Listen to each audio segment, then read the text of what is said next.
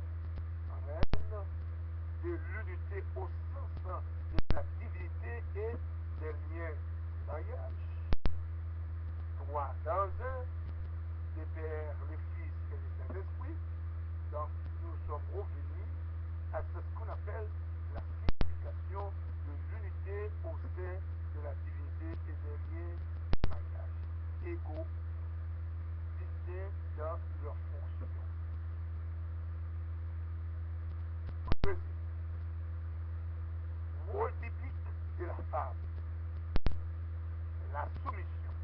Attention, la soumission. Ah oui, peut-être je peux être jugé par la femme et les hommes peuvent se réjouir. Mais attention, rôle de la femme, la soumission, sens du mot. Alors, ces principes bibliques concernant la soumission de la femme. Ah, la responsabilité de l'Église de promouvoir des femmes soumises, selon 1 Timothée, chapitre 5. Numéro 1, respecter le rôle biblique du mari. Besoin du rôle de l'homme comme chef de la femme et de la famille. Une définition des responsabilités. Mari. Les femmes connaissant, acceptant et assumant leurs responsabilités complémentaires telles qu'attribuées à Dieu. Deux possibilités essentielles. Les maris en tant que dirigeants de la femme, Éphésiens 5, le verset 23, Corinthiens 11, le verset 3. Mais pour cela, dans Éphésiens, au chapitre 5, très important, amen, vous avez besoin d'une bonne définition et vous allez comprendre quel est le rôle de l'homme à l'égard de sa femme. Est-ce que l'homme est un dictateur ou un gendarme qui doit contrôler sa femme comme étant une esclave? J'imagine pas si c'est ainsi. Vous comprenez assez bien Éphésiens chapitre 5. Il a dit dans le verset 22, Éphésiens 5, 22, femme, que chacun soit soumise à son mari. Bingo. Comme au Seigneur. Car le mari est le chef de la femme, comme Christ est le chef de l'Église, qui est son corps. Il faut souligner comme Christ. Car Dieu a tant aimé le monde qu'il a donné son Fils unique. Christ a donné sa vie pour l'Église.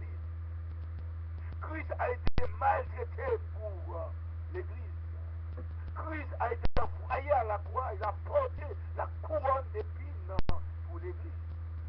Est-ce que le mari est prêt à porter cette couronne d'épines pour sa femme? Comme Christ est le chef de l'Église qui est son corps et dont il est le sauveur. Amen. L'homme étant que chef de la femme, il est aussi bien le sauveur de la femme.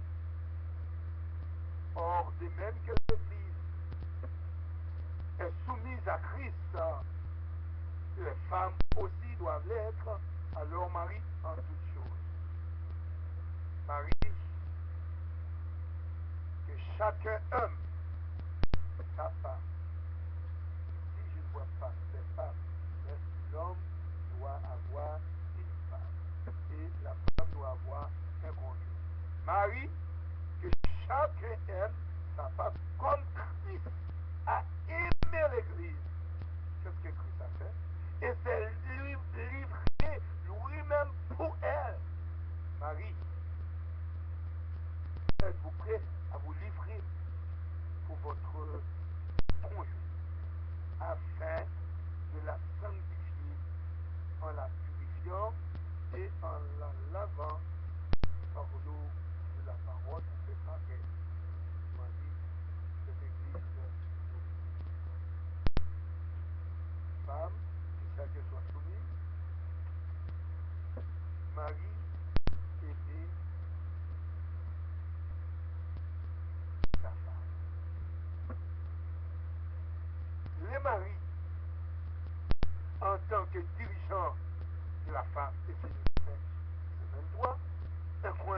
11:3.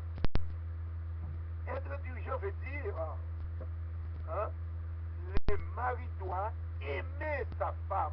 Voilà la vraie définition. Être dirigeant veut dire aimer prendre soin de sa femme.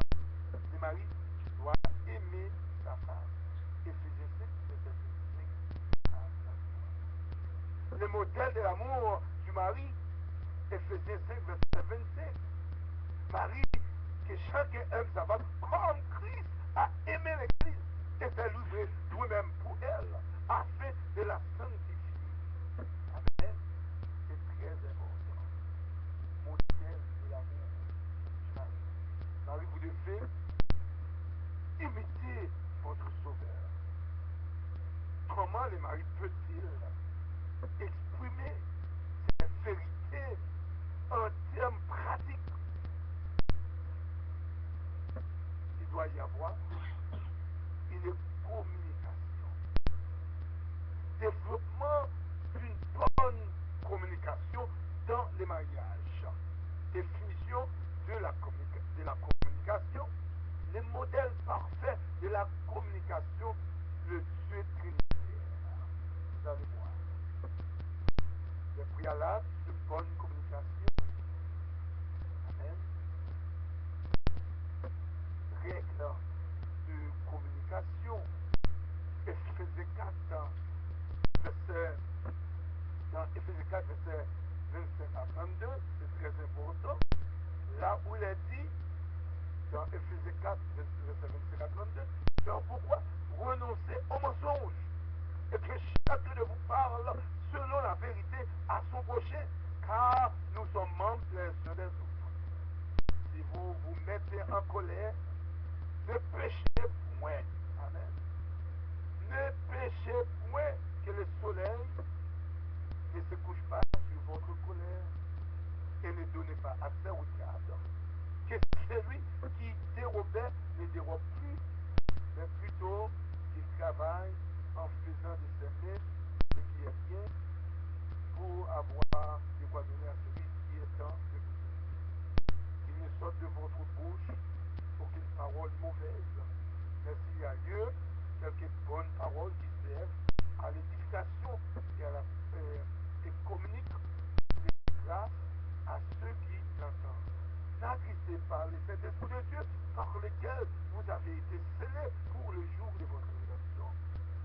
Et toute amertume, toute animosité, toute colère, toute clameur, toute calomnie, et tout esprit de méchanceté disparaît du milieu de vous. Soyez bons les uns envers les autres, conjoints. Soyez bons les uns envers les autres, compatissants, vous pardonnant réciproquement comme Dieu vous a pardonné en Christ. Règle de communication. Réalisation de l'unité sexuelle dans les mariages. Amen. Principe biblique. Le foyer chrétien vit en famille. Éphésiens, chapitre 6, 1 et 4. Enfants et parents. Parents et enfants. Enfants, obéissez à vos parents, selon le Seigneur, car cela est juste. Honore ton père et ta mère, c'est le premier commandement avec une promesse, afin que tu sois heureux et que tu vives longtemps sur la terre. Et vous, pères, n'imitez pas vos enfants, mais élevez-les en leur corrigeant et en les instruisant selon les Seigneurs. Responsabilité des enfants envers leurs parents et responsabilité des parents envers leurs enfants. Le verset 1, l'acte d'obéissance, l'attitude d'obéissance. Parents instruisent leurs enfants effectivement. Très bien aimé, la famille chrétienne établit la famille comme une unité de base de la société. Oui, son plan pour la création, avant que le péché et la mort n'entrent en scène, intègre la famille comme étant la seule unité organisée de la société avec Adam à sa tête. Alléluia. Il est intéressant de constater qu'avant même que les enfants ne soient introduits dans ce schéma, Dieu regarda son œuvre de création achevée et dit que c'était très, très, très beau. Genèse 1, verset 1. L'homme et la femme étaient contents et à même de fonctionner avant même, amen, la venue parmi eux des enfants. Le plan de Dieu visant à les utiliser pour bâtir la cellule familiale était inhérent au commandement spécialement donné en Genèse 2, le verset 28. Soyez féconds et multipliez. Cependant, l'histoire de la création dans sa chronologie et l'effet du couple d'être capable de fonctionner et d'être complet juste tel quel, mari avec femme, nous montre que le mariage était le premier concept en vue avant même qu'il fût question du concept de la femme. Voilà. La question des enfants comme faisant partie de la famille ne voit même pas son introduction qu'après la chute d'Adam et la promesse de Dieu de pouvoir à un rédempteur. Notez bien, notre père Adam selon la chair a fait preuve de foi en recevant les peaux d'animaux sacrifiés dont Dieu les a pourvus et en nommant sa femme mère de tous les hommes. Ceci suggère qu'Adam avait eu confiance à la rédemption promise par Dieu et a été restauré dans la communion avec l'Éternel. Puis, après que son mariage avec Ève, la plus belle femme, ait de nouveau été mis en ordre, Adam et Ève eurent les premiers-nés cadeaux. La Genèse 4. Jésus nous fait la description de l'ordre à suivre quant à l'étude du foyer chrétien, à savoir qu'il faut d'abord traiter des instructions de Dieu relatives au mariage chrétien. Alors seulement la question de la famille chrétienne pourrait être abordée dans son propre contexte. Il y a plusieurs mariages. Pourquoi? Il y a un seul mariage, mais il y a plusieurs mariages. Alors, quand je dis un seul mariage, c'est le mariage chrétien. Amen. Donc, un modèle original de Dieu, c'est un mariage parfait. Un mariage qui doit durer pour le temps et l'éternité. Aujourd'hui, les gens ne veulent pas respecter l'ordre établi par Dieu. Dieu a créé l'homme et la femme. Et le mariage encore, c'est l'institution de Dieu. Amen. Voilà pourquoi dans Genèse, excuse-moi, plutôt dans Matthieu 19, le divorce et le célibat. Lorsque Jésus a achevé ses discours, il quitta la Galilée et alla dans le territoire de la Judée, au-delà du Jourdain. Une grande foule le suivit et là, il guérit les malades. Les pharisiens l'abordaient pour l'éprouver et il permit à un homme de répudier sa femme pour un motif quelconque. Quelle question captieuse. Jésus répondit, n'avez-vous pas lu que le Créateur, au commencement, fit l'homme et la femme? Fit l'homme et la femme également, les fit mâle et féminin. Amen. C'est très, très important.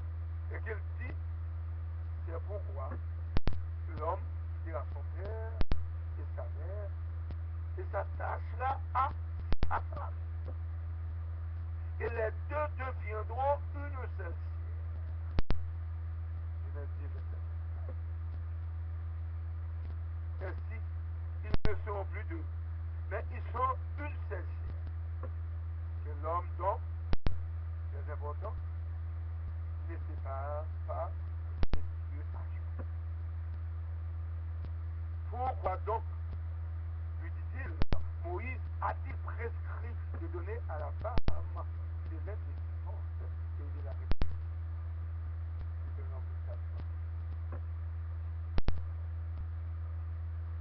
Il leur répondit.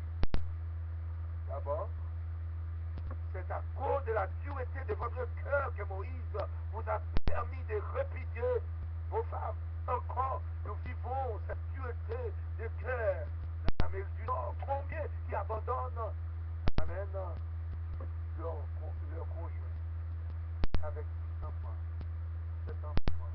Combien de femmes qui font la même chose? Eh bien, Dieu dit non. Je vous dis, celui qui répudie sa femme sauf pour infidélité et qui en épouse une autre quand même. Donc, l'homme et la femme occupent une position spéciale au sein de la création. Genèse 4, 2 plutôt 4, remonte en arrière pour décrire avec plus de détails la création de l'homme afin d'établir des faits spécifiquement relatifs au but de Dieu pour l'homme et la relation provenant de l'homme et la femme. Voici quelques observations à cet égard. 1. Aussi bien l'homme que la femme ont été créés à l'image de Dieu. Genèse 1, verset 25. L'homme et la femme, nous sommes créés à l'image de Dieu. Dieu aime les hommes et les femmes. Et tous deux, hommes et femmes, ont reçu le commandement remplir, gouverner la terre. Genèse 1. Adam occupe une position spéciale au sein de l'humanité. Adam se retrouve seul, sans un compagnon adéquat pour lui. Genèse 18. Sans Ève, il était incomplet, il était malheureux, il était pauvre, il était nu, il était aveugle. Tous deux étaient dépendants l'un de l'autre. C'est ça, ma vie. C'est ça, un épouse. Vous êtes tous deux dépendants l'un de l'autre. Deux fois. Adam était le premier à être créé. Il n'y a aucun doute. Genèse 1, verset 27. Genèse 2, verset 7, introduit deux traits. Ève est appelée Ève. Genèse 2, 18. Ève est appelée une Ève adéquate ou appropriée pour l'homme. Appropriée ou adéquate.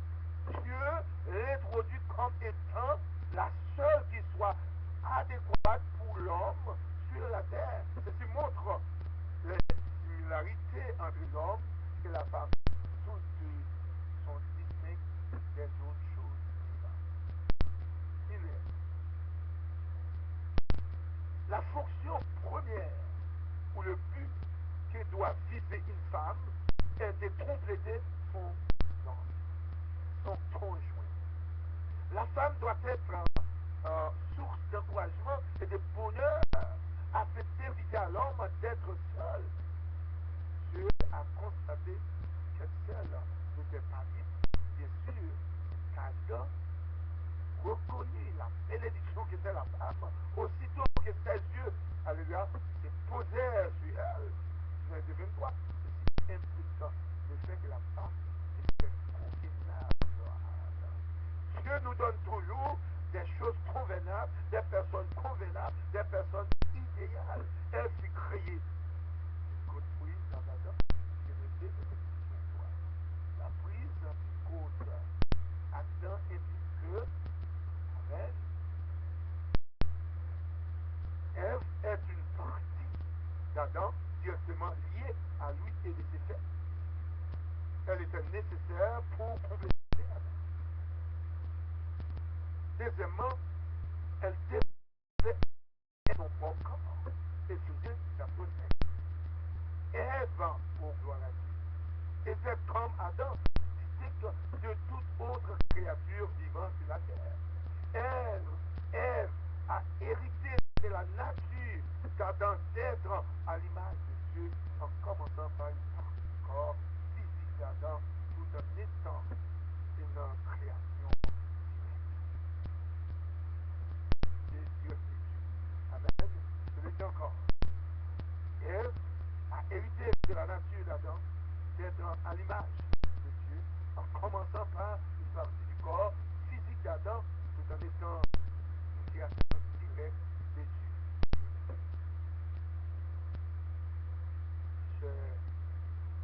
Conjoint, Dieu était celui qui lui donnait la vie.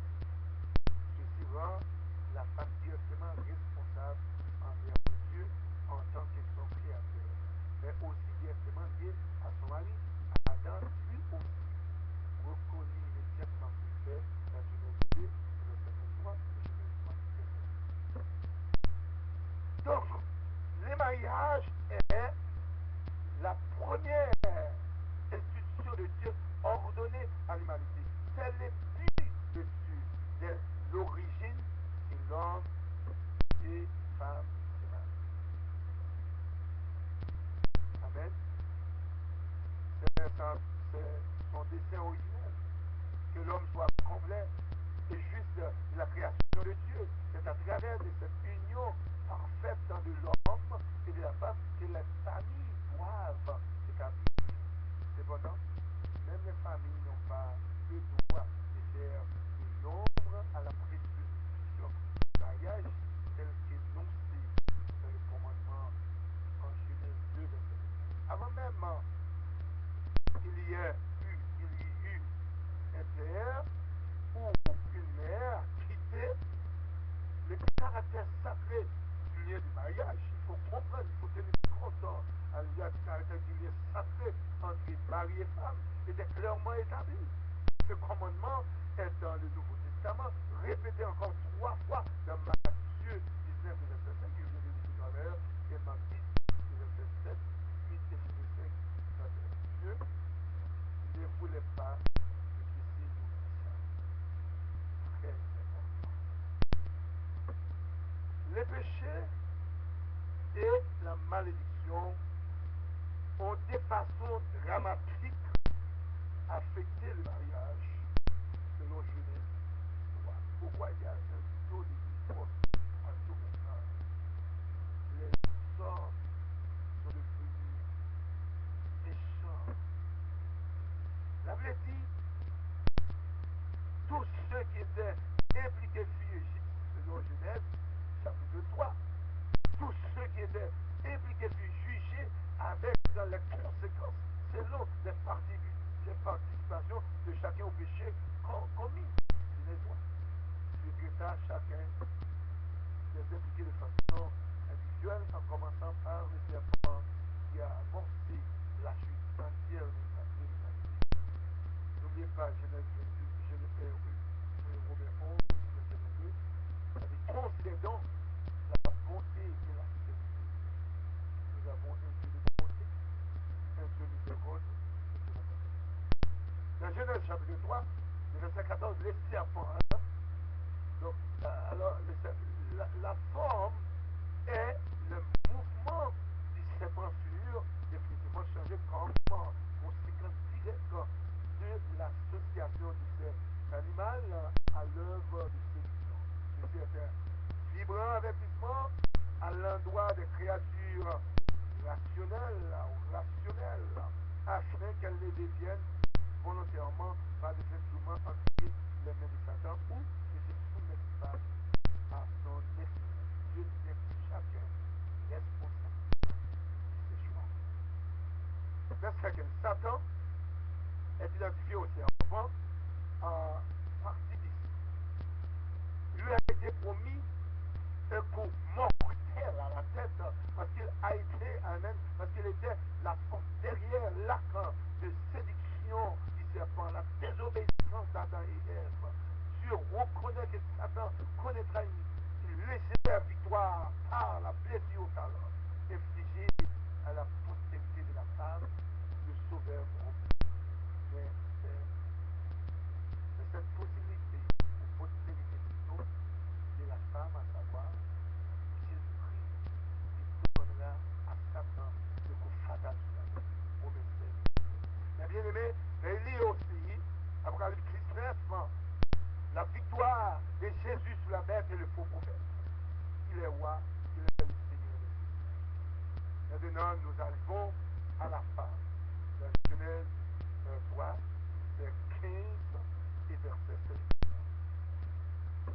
avant de prononcer le jugement de la femme, Dieu lui donne d'abord un grand espoir de délivrance de celui qui l'a séduit. La promesse des sauveurs au verset 15, à travers la postérité de la femme, est un acte de miséricorde de Dieu par laquelle il rassure aussi bien Adam et Ève, sa femme, fait que oui, Dieu pouvait vaincre cette horreur. Adam alors se fonde sur cette merveilleuse promesse pour nommer sa femme Ève, devenir mère de tous les femmes. Au moins, les trois versets. Alors il y avait une espérance. Cette espérance même donnée par cette espérance même donnée à la femme d'avoir une postérité qui conduirait à l'ennemi un coup mortel à la tête. C'est aussi partie de son jugement. L'enfantement restait toujours partie de sa fonction dans le mariage. Mais à présent, Dieu la juge en augmentant l'angoisse associée à l'accouchement et le nombre d'enfants à accoucher. La femme, mes bien-aimés, devra à présent introduire dans le monde aussi bien ceux qui seront plus tard sauvés que ceux qui demeureront perdus dans leur péché. Cette augmentation de son angoisse incluait certainement la douleur physique, mais aussi la peine déposante du fait d'avoir à élever des enfants pécheurs, comme Caïn, et son propriétaire. Le péché infecte toujours la joie de vivre que Dieu a pour l'homme, et Ève devrait récolter la l'amertume résultant de son propre péché. Comme partie de son jugement, la relation entre la femme et l'homme devait elle aussi changer. Le péché nous sépare de Dieu. Le salaire du péché, c'est la mort. Mais le don gratuit, c'est la vie. Mais également, détruire notre relation avec d'autres personnes. La femme elle-même devrait désormais posséder une tendance naturelle à la rébellion. Dieu l'a prévu et ce que ses désirs se porteraient désormais sur son mari. Ce désir veut littéralement dire rechercher la domination et elle-même de celui qui découvre le péché dont il est dit avait des désirs. Genèse 4. C'est-à-dire cherchait à dominer Caïn. Eh bien, ceci veut donc dire que Ève allait continuellement chercher à dominer son mari comme une conséquence de la malédiction de celle a été créée égaux pour partager le gouvernement de la terre. Désormais, à cause du péché Ève, Adam devra effectivement se voir porté à une position officielle qui le met au-dessus d'elle. La qualité du chef conseiller, la qualité des chefs, la qualité des chefs conférée à Adam le met désormais dans un rôle différent de celui d'avant la chute. La phrase « il dominera sur toi » est un terme militaire hébreu pour exprimer l'idée de se lever et de s'installer dans une position d'autorité au-dessus d'une autre personne. Ceci n'était pas nécessairement avant la chute, mais c'est une partie de la malédiction qui venait après que la femme ait péché contre le Tout-Puissant. Le mariage. Dans Genèse 3, le verset 17 à 24, Adam est totalement responsable d'avoir plongé la race humaine dans le péché à partir de Genèse 3. Quand Ève fut la première à pécher et à désobéir. Mes bien-aimés, nous devons suivre cette histoire sur le mariage. Et je suis convaincu que vous allez être heureux. Voyons-nous comme David. Lorsqu'il avait péché, il a écrit les psaumes que nous connaissons tous, mais nous n'appliquons pas tous.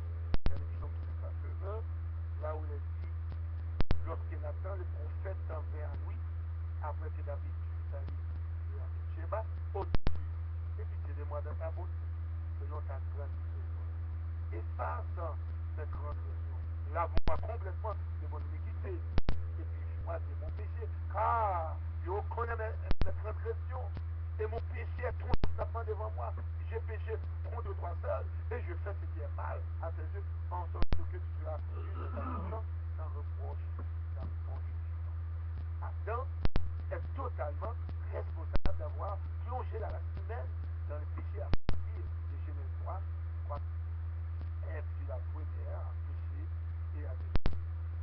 La malédiction prononcée contre Adam est la seule qui affecte toute la terre, et non lui seul, Genèse 3, 17, à cause, amen, de ses péchés. Cette vérité est également expliquée par les écrivains du Nouveau Testament, Romains 5, verset 17, 19, Timothée 2, verset 9. Amen. Les péchés d'Adam étaient rébellion délibérée, c'est volontairement. Il a choisi, il savait très bien, délibérément, il a choisi de remonter contre Dieu. Timothée 2, verset 14. Il avait reçu directement l'ordre de Dieu. C'est Adam que Dieu interpelle dans le jardin, montrant de ce fait, Adam était déjà établi dans une position d'autorité. Le verset 9. Adam aurait dû obéir en premier à Dieu et non à la voix de sa femme.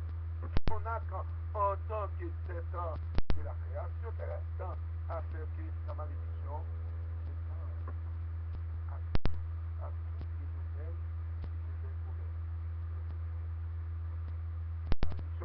La malédiction devait introduire la respiration et la sueur dans son travail. Toute chose devait refléter son acte de rébellion à partir de la verset 10. La miséricorde est également vue dans la malédiction prononcée par Dieu contre Adam. Pour quelle raison? Adam devra travailler durement, mais il lui fut promis qu'il pourrait suivre.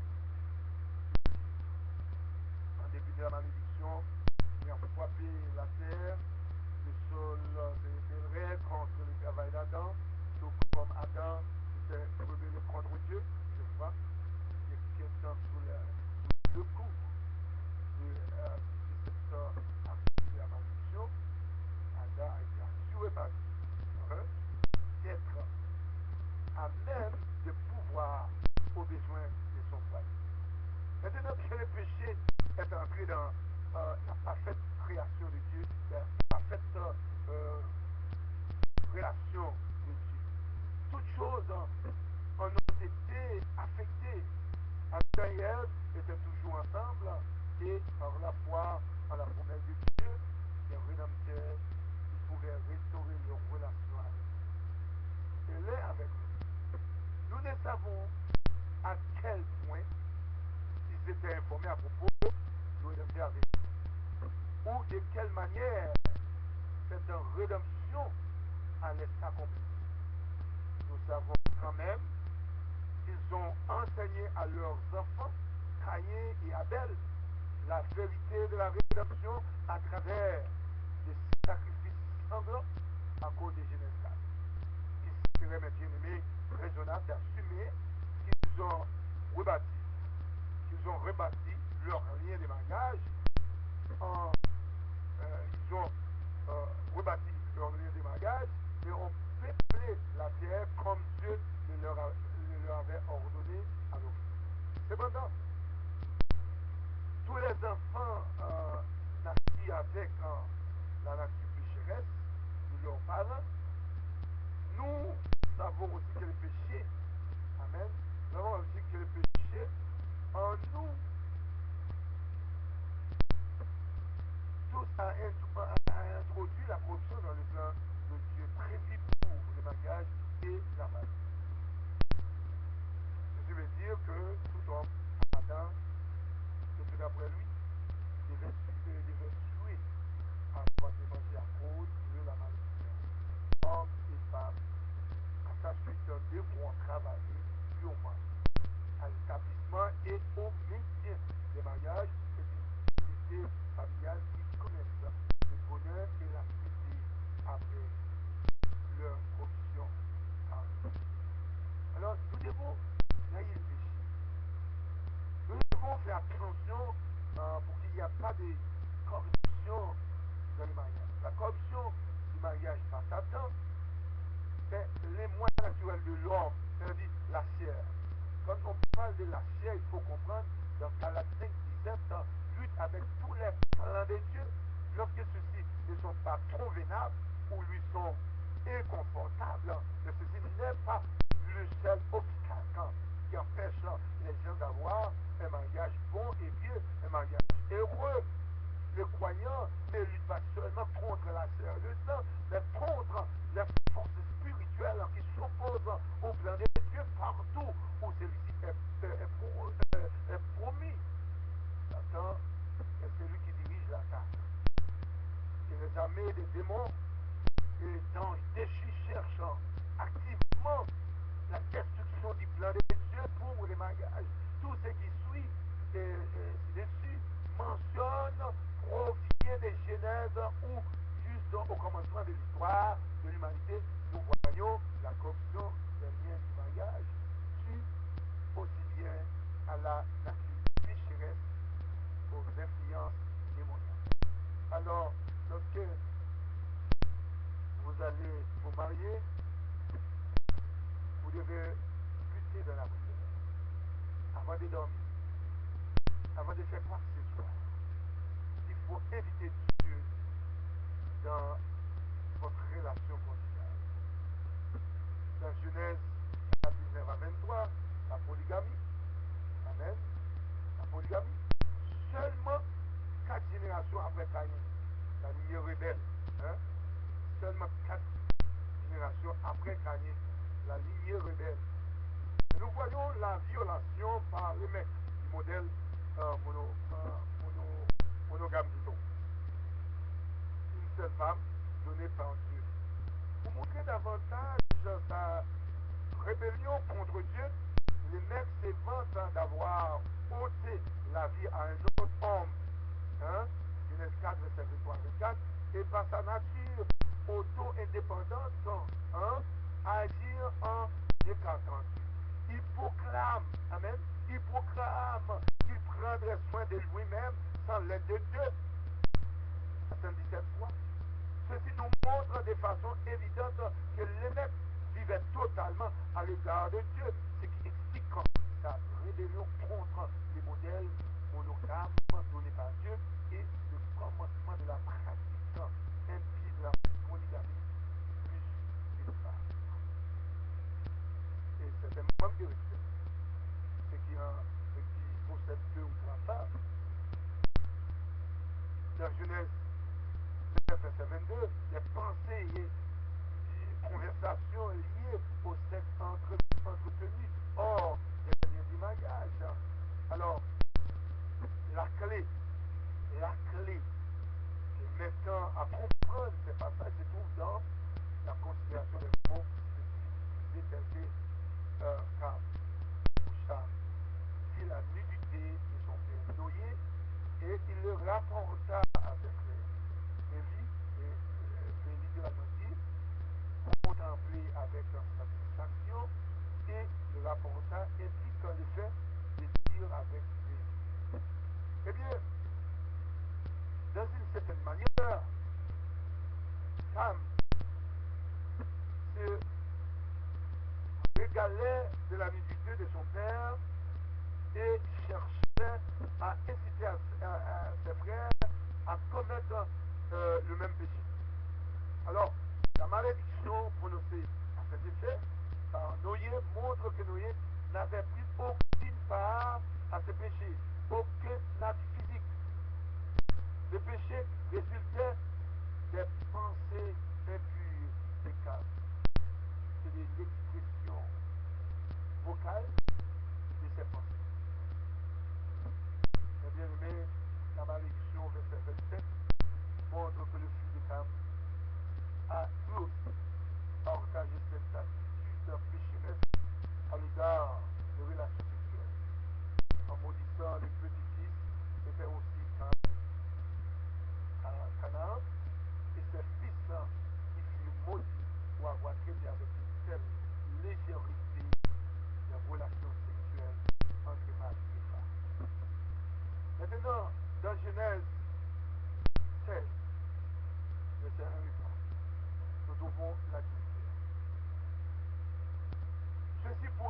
a été déjà une pratique admise au temps d'Abraham, mais c'est pour nous le premier acte enregistré au sujet de l'union sexuelle en dehors du mariage.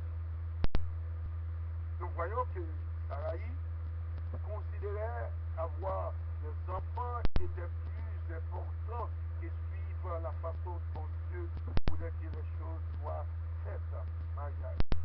Et lui faire confiance pour agir convenablement en vue de l'obtention de sécurité nécessaire. Elle cherchait à accomplir, amen, en comptant sur des plans humains, des divers, amen, des naissances de la postérité promise à Abraham. Genèse 15, 45. Agar ne fut pas pris comme épouse. Non, Agar ne fut pas prise comme épouse, mais comme servante de Sarah. Ce fut de cette union adultérienne, hein, adultérine, Ismaël naquit. La lignée d'Ismaël multipliera bon nombre des ennuis à Israël. Alors, mes bien-aimés, les mariages est le numéro 1. Nous devons chercher à faire la volonté de Dieu. Dans la volonté de Dieu, nous n'arrivons pas. Et je suis très content d'aborder l'homosexualité aussi dans le mariage. Pour quelle raison? Dans Genèse 19, verset 4 à 11, les pensées et les paroles impures en décame et Canaan devinrent des actes de rébellion de leurs descendants contre le dessein de Dieu même, relatif aux visiteurs de Sodome. Vous connaissez d'ores et déjà l'histoire de Genèse 18 et 19. À cette époque, les relations sexuelles d'homme à homme étaient déjà des pratiques admises au sein de cette cité. Ceci était mépris total du dessein de Dieu pour le mariage et constitue une ouverte déclaration de guerre à la famille. Est-ce que des hommes peuvent avoir des enfants? Non. Est-ce que des femmes peuvent avoir des enfants? Non. Vraiment. Une fois que l'homme se rebelle contre le plan de Dieu dans un domaine quelconque de sa vie, il n'est plus qu'une question de temps pour que tous les domaines de sa vie soient corrompus en toutes sortes de péchés. Une fois que le lien du mariage entre mari et femme est violé, l'homosexualité et davantage d'abus s'ensuivent très vite. Restriction que je vais toucher. Amen. Ce sont que des conséquences naturelles des habits et des corruptions du plan de Dieu pour l'homme et de la femme qui a conçu pour les donner de vivre ensemble dans le mariage et les vivre heureux. Maintenant, la fornication. Genèse 34, verset 1 et 2. Fornication et viol. Et bien aimé, c'est très important. Les actes de Sichem montraient la vulgarité avec laquelle les gens de cette société-là voyaient l'institution du mariage, ordonnance de Dieu. Dina, fille de Jacob, fut d'abord violée avant d'être demandée en mariage. Sichem et les siens se montraient aucune honte de cet acte d'entretenir des rapports sexuels avant le mariage. Lorsqu'ils allaient à Jacob sans se préoccuper d'une réaction négative en venant de la famille de Dina, alors, mes bien-aimés, pensez-y, hein, la réaction née de la colère des filles de Jacob montre bien qu'une telle activité restait toujours connue comme étant indigne, tout au moins, au nombre des valeurs morales de cette famille. C'est de cette valeur morale dont Siméon et Lévi,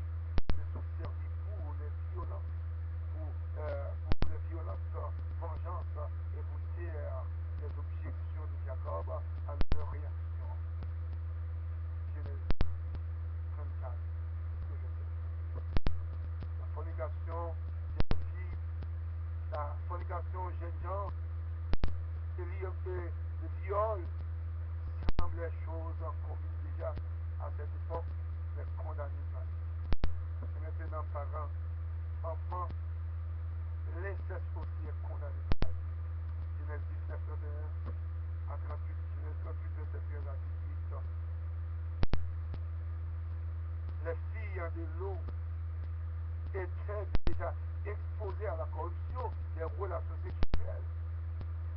Dans la cité de Sodome, ce n'est donc pas surprenant qu'elle ait voulu prendre elle-même les choses en main, afin d'être bénie de la naissance des enfants.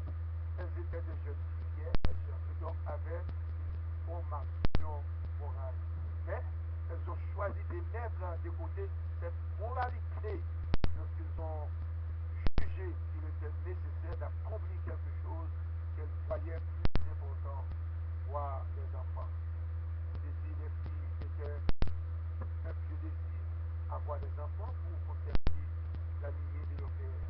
Cependant, la volonté de tolérer les influences impies comme Philo, en vivant dans un milieu impie, Sodome, n'a fait que de préparer à compter sur elles-mêmes plutôt que de compter sur Dieu.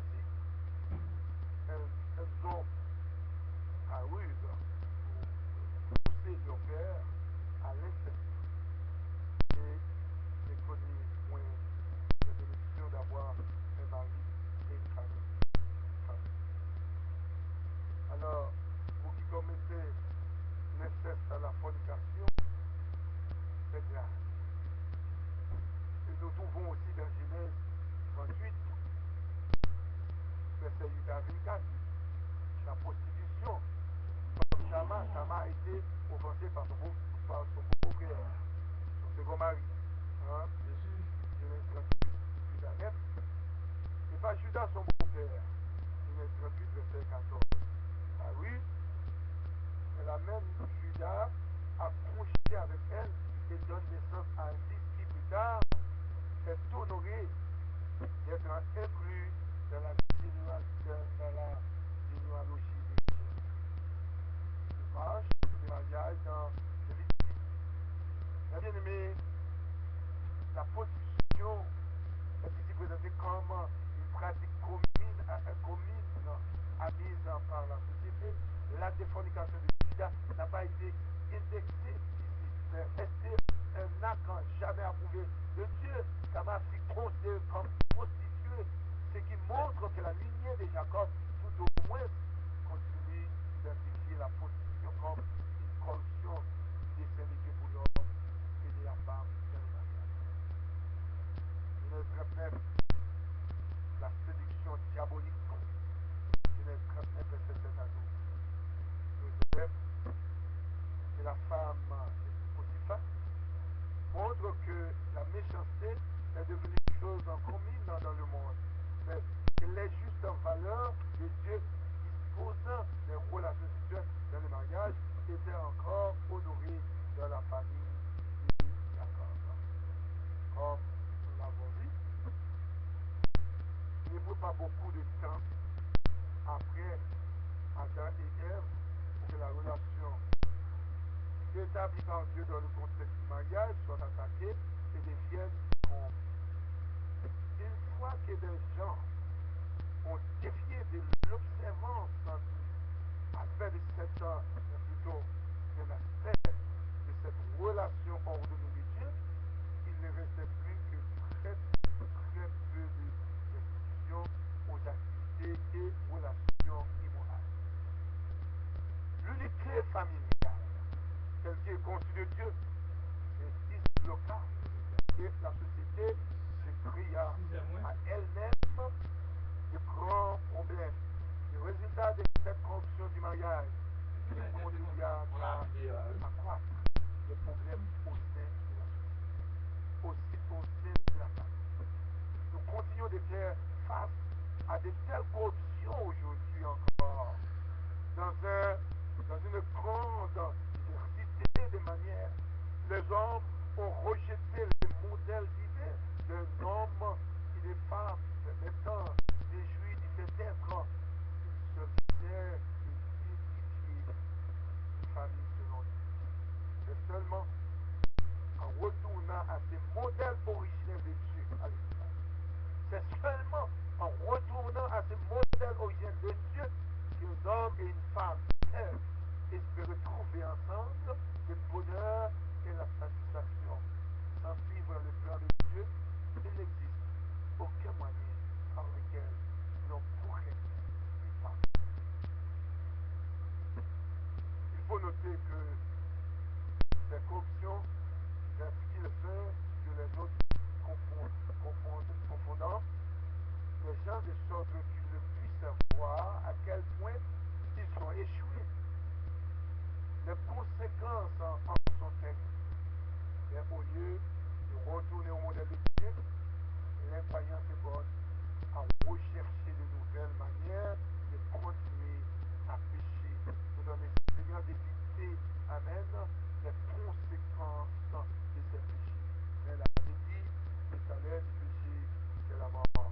Mais le don gratuit de Dieu, c'est la vie éternelle en Jésus-Christ.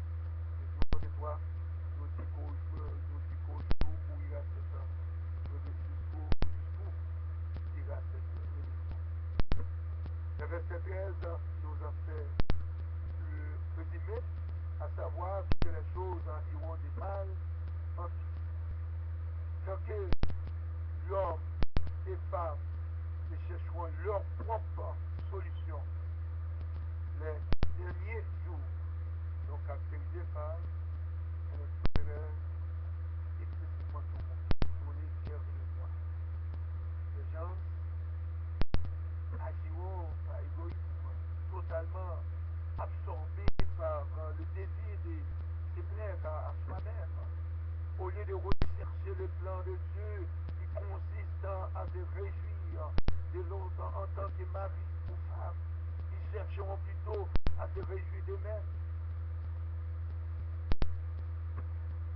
Et Timothée 3, ce sera pour résultat des enfants en rébellion contre leurs parents et l'absence d'amour familial.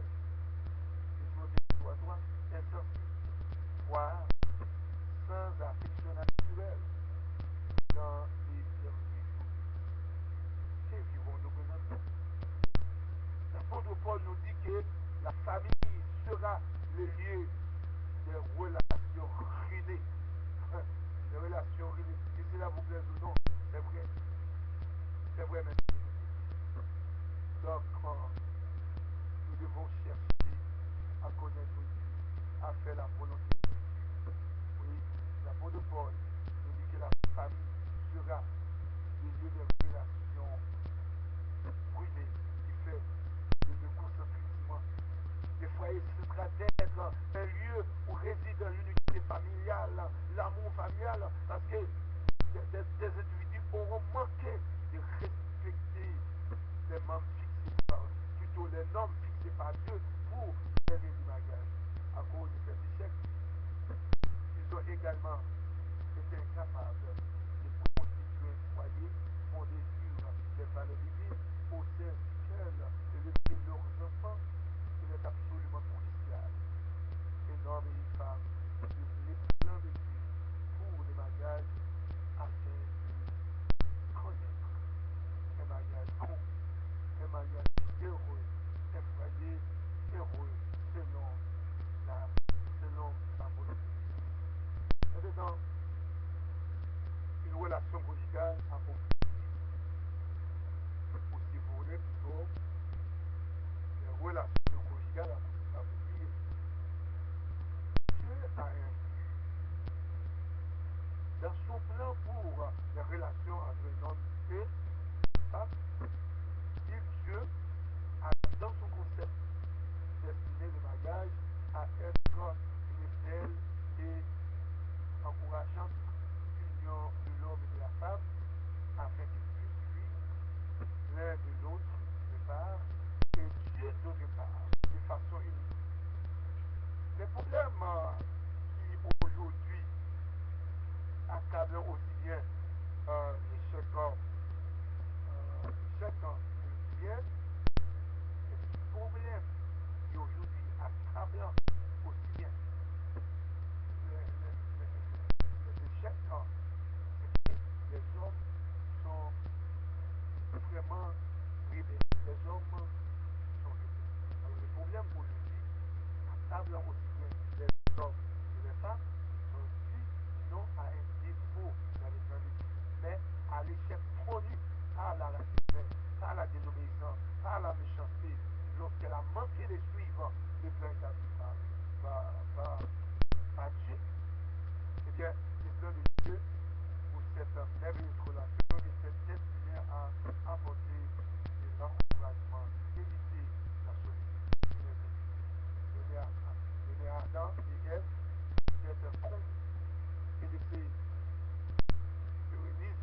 travers les enfants qu'il allait avoir, Genèse 1, verset 28, Jésus nous dit non seulement en Genèse 24, mais nous avons répété moi je crois, afin que nous ne perdions pas de vue les profits du mariage, en particulier numéro 1.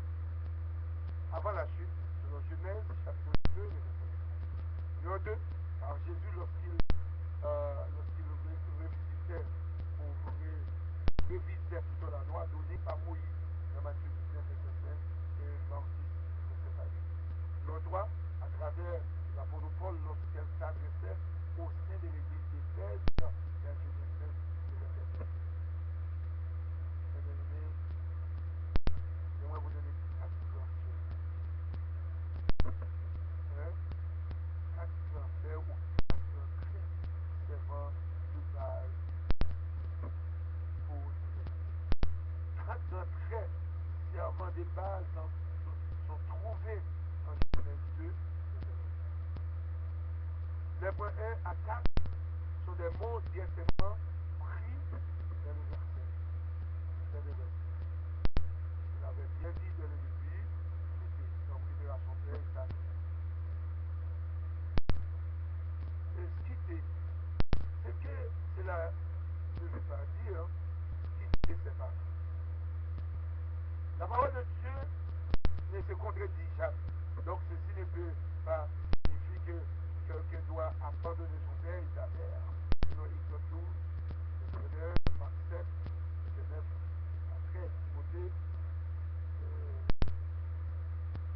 nous trouvons ça aussi dans la bouche de l'apôtre Paul, soit dans 1 Timothée, verset 12, Timothée 1 Timothée 5. Ne s'adresse pas seulement à l'homme, mais aux deux, mari et femme, sont inclus. Ceci de façon très variable. Je ne parle pas de séparation physique ou de géographique avec les parents, non plus géographiquement quitter le lieu de résidence de ses parents sans toutefois quitter dans le sens spécifié dans ces versets. De deux parts, il est possible de quitter ses parents tout en continuant à vivre dans le même cadre géographique. Nous verrons cela en considérant de plus près les sens réels de quitter dans ces versets. Ce que veut réellement dire quitter son père et sa mère. Alors, un changement doit s'opérer dans ses relations avec ses parents. C'est très important, un changement. En se mariant, l'homme opère un changement définitif dans ses relations avec ses parents. L'homme, désormais, endosse un ensemble de responsabilités différentes envers les autres. Ceci doit commencer par sa femme. Il devra continuer d'honorer ses parents, mais son attention subit un changement d'orientation devant sa femme. Deuxième définition ou trait, l'homme doit comprendre son attention plus sur. Alors, je reprends encore. L'homme doit concentrer, amen, son attention plus sur la femme que sur ses parents, dès lors qu'il s'unit avec elle dans le mariage. Ceci requiert une rupture définitive avec le rôle qui était laissé au sein de la famille, pendant qu'il dépendait encore de ses parents. La préoccupation, des idées, opinions et des activités de sa femme doit passer en priorité par rapport à ses parents, sans exclure je vais signer des points que vous allez comprendre.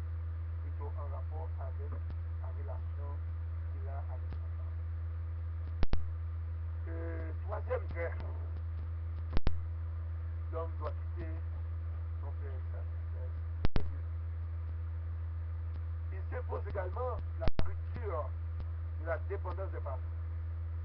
Vous avez besoin d'affection, d'approbation, d'assistance, de sécurité ou de conseil. Ceci nécessitera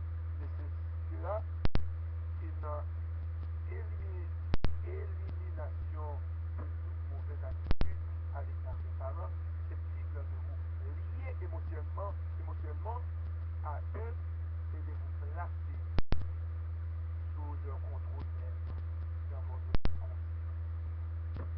Plutôt inconscient. Mes bien-aimés,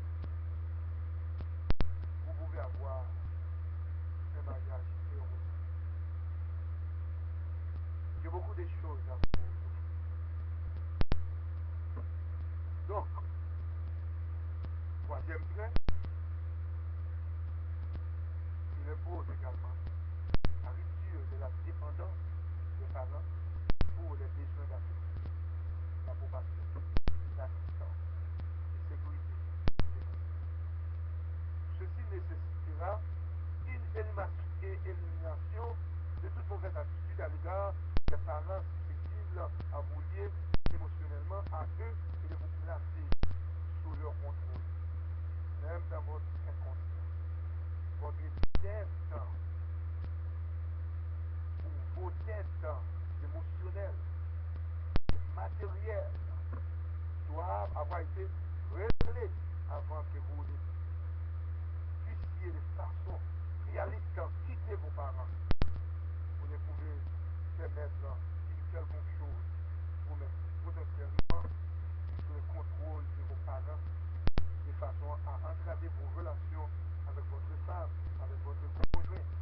Les dettes financières non payées ou l'usage des propriétés matérielles parentales peuvent constituer de gros facteurs, amen, empêchant le mari de donner à sa femme la priorité sur ses parents. Ceci aggrave les relations mariales. La relation mari et femme doit constituer la priorité numéro 1 de toutes vos relations humaines. Je ne veux pas dire que vous ne devez pas vous sentir concerné du fait de voir honorer vos parents, mais que la nécessité pour vous d'être un bon mari ou une bonne épouse reste une grande préoccupation. Je ne fais pas une négation de l'un ou de l'autre, mais attribue une grande priorité à la relation mari-femme, à la relation parent-enfant. C'est expliquant de même à vos relations, alléluia, même à vos relations avec vos enfants. Ils ont besoin de parents qui leur démontrent comment faire ensemble les choses selon la volonté de Dieu. En tant que couple dévoué l'un à l'autre, si cela n'a pas été mis en évidence, alors les parents ne peuvent les inspirer dans la voie du droit. La tâche des parents.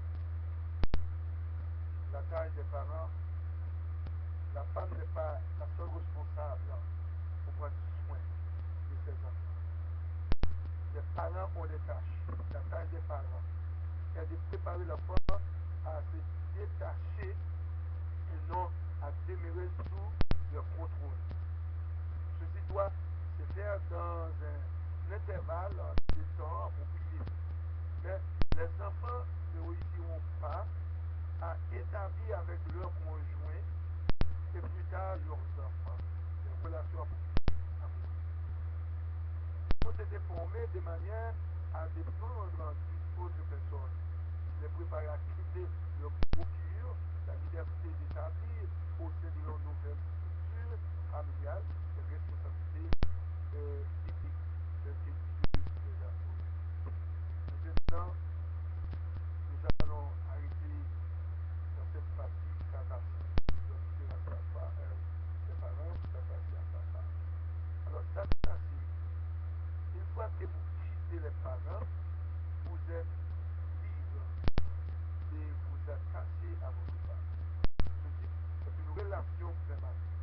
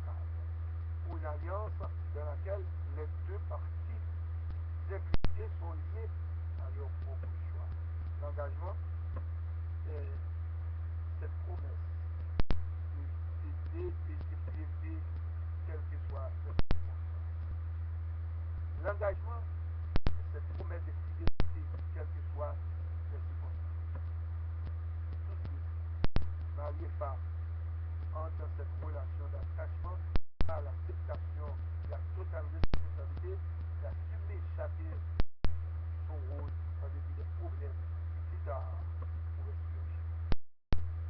L'engagement ne se fonde pas juste sur la situation présente, telle que la santé ou la personnalité, le goût dans chacun partenaire plaidant pour lui-même, ça tenir compte de la fidélité de son vis-à-vis à l'engagement pris. Voir par exemple Osée, voir par exemple Abigail qui Nabal, cet attachement en question est similaire à l'acte par lequel l'on devient croyant.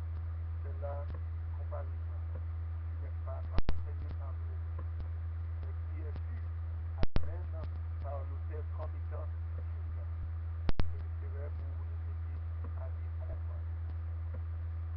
Alors, nous allons arrêter ici. Nous y reviendrons la semaine prochaine pour la suite de cette prédication au nom de Jésus. Alléluia. Je vais terminer par un mot de prière. Seigneur éternel, notre Dieu, nous te prions pour chaque personne à l'écoute maintenant. Que ton nom soit à jamais glorifié, que ton nom soit à jamais béni. Seigneur, c'est dans ta volonté. La Bible dit l'homme quittera son père et sa mère, et les deux deviendront une seule chair. Seigneur, je te prie de bénir la conjoint au nom de Jésus, à qui appartient la louange, la gloire, l'honneur au siècle des siècles. Amen.